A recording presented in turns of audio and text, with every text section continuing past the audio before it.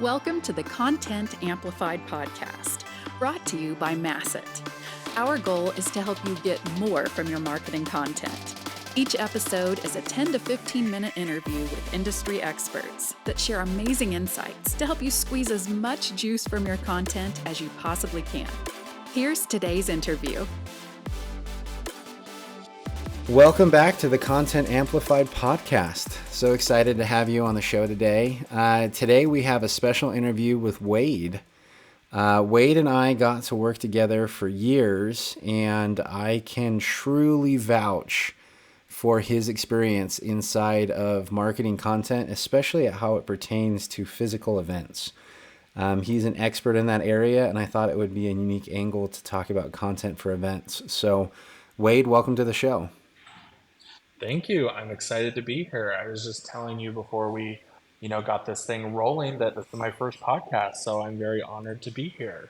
Yeah, this is exciting. I'm excited for the subject. So, to kick things off, Wade, why don't you quickly just share a little bit about your background and kind of what your marketing passions are and what your focuses are, and let people kind of understand who you are.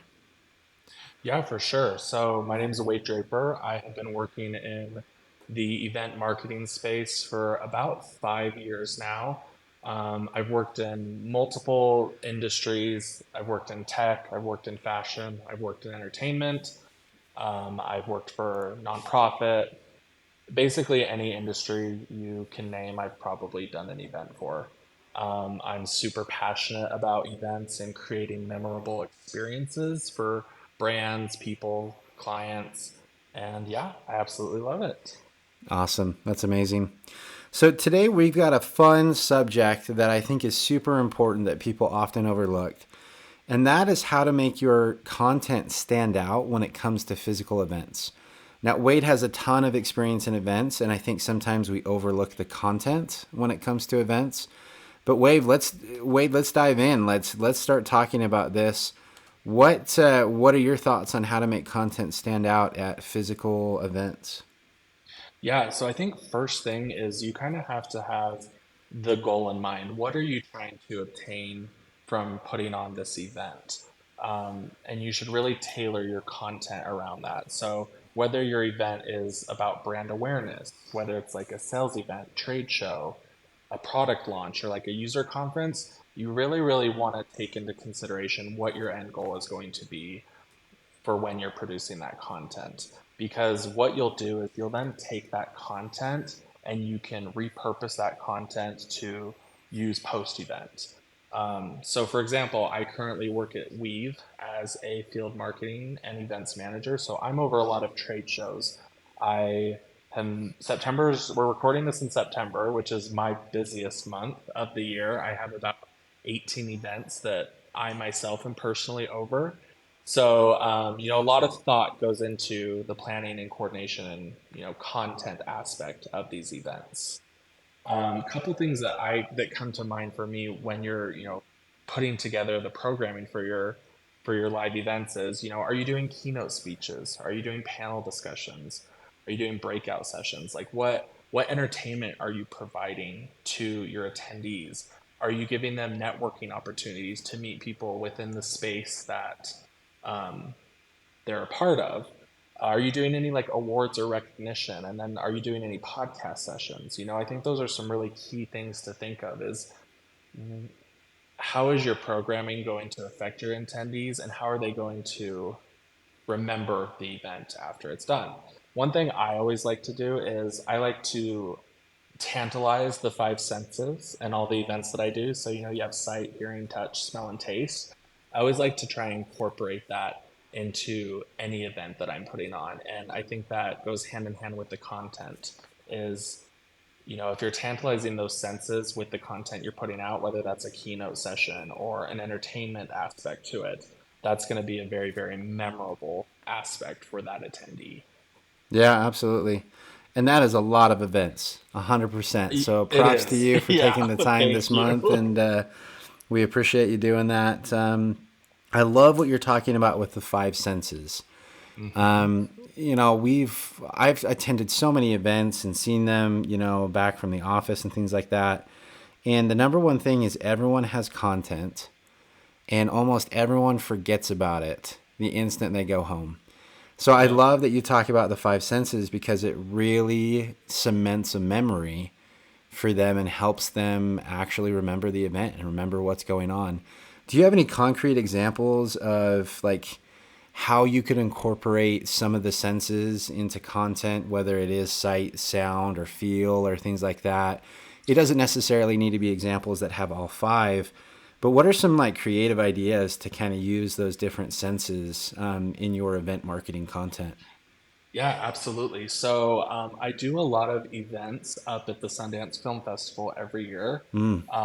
And one of the coolest activations we ever did was the client was looking for something really, really unique. And again, kind of taking my approach of the five senses, I was like, you know, what would be really sick is like a silent disco with like a cool vibe inside. So, you know, what we did was we actually hired three different DJs, each doing their own kind of genre of music. And as attendees were coming in, they got to pick the headphones that they wanted. They were specified by color, the color specified the genre, and then everyone was just kind of jamming out to the vibe that they wanted to vibe to, you know? So that really tantalized that hearing thing where not everyone was necessarily hearing the same music, but they were all able to, you know, jam out and vibe together, which was awesome.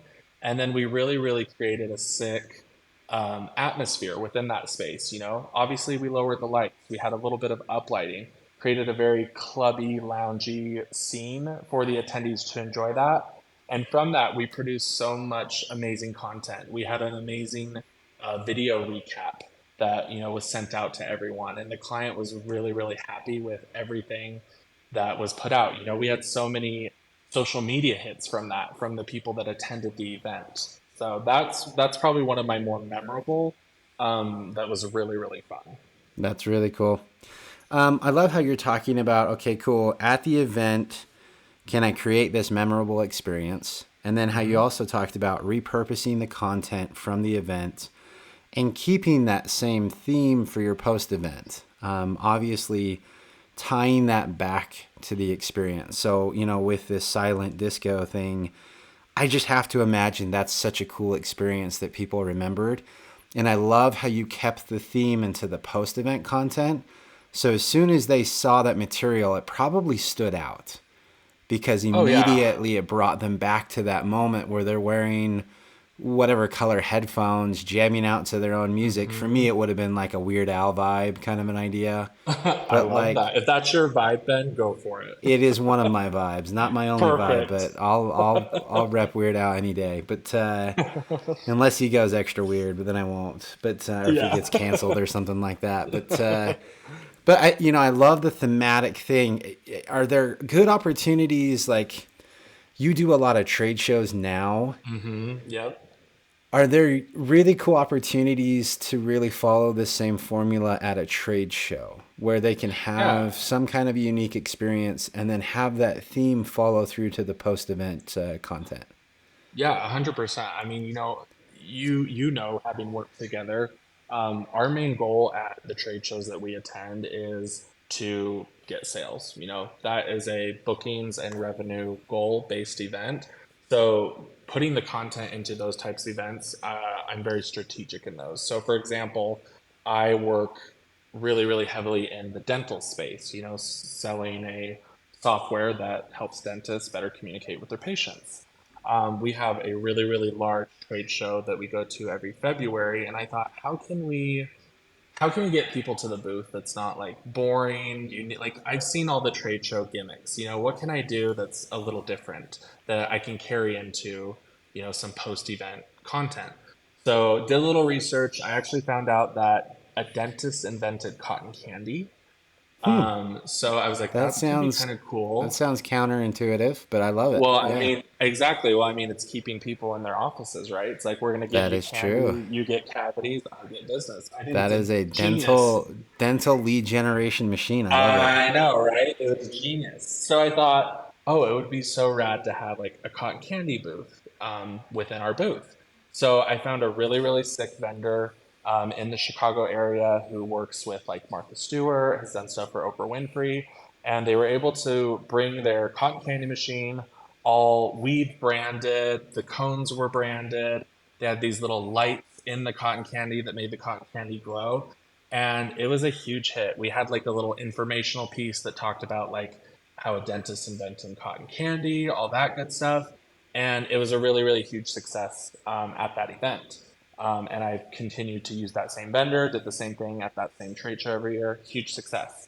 Um, and we didn't necessarily really, we took like photos and stuff, had some great social media images from that. And, we really saw from those social media hits a lot more engagement from that. They said, people commenting, oh, I was at that event. I remember smelling the cotton candy. Oh, I was at that event. That was so cool how you guys had the unique flavors of cotton candy. So that's just one example of how you can take something that might not necessarily be super sexy, like a trade show, and put some really cool content into it to then get some really sick user generated content after. Yeah, that's amazing. Well, Wade, this has been super fascinating. I would love to just dive in for like another hour, but the whole point of this podcast is bite-sized information that people can consume on the go. So thank you so much for sharing all these insights. This was awesome. It's got my wheels turning about how to do events. I've got some good ideas now, so I appreciate it. Yeah, of course. Events are back in full force, and we can only go up from here. I know, this is good. I remember things got a little slow for a couple of years, but COVID made events, seem a little bit more difficult, but I think people are excited to get back to them. Yeah, we're back, boots on the ground. We're killing it. Love it. Love it. Well, if anyone wants to connect with you and further the conversation or send you cotton candy or something like that, how could they connect with you best? Yeah, so you can find me on LinkedIn. Again, my name is Wade Draper. You see my cool little picture pop up. I think it's a great headshot. But yeah, reach out. I love connecting. I love growing my network and happy to chat anything from pop culture to events. So let's do it. Love it. Thanks again, Wade, for the time, and have a great day. Hey, thanks, Ben. You too. Thank you for listening to the Content Amplified podcast. Please subscribe and leave us a review. And for additional ways to get more out of your content, visit our website at getmasset.com. That's getmasset.com. And tune in next time to the Content Amplified podcast.